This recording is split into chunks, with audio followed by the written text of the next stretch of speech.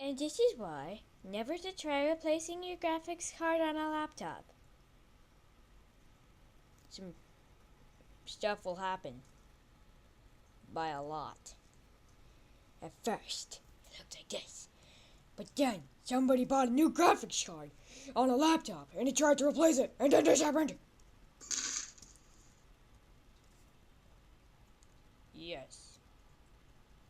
This is why never to ever try replacing a graphics card on a laptop and then switching it with the old one.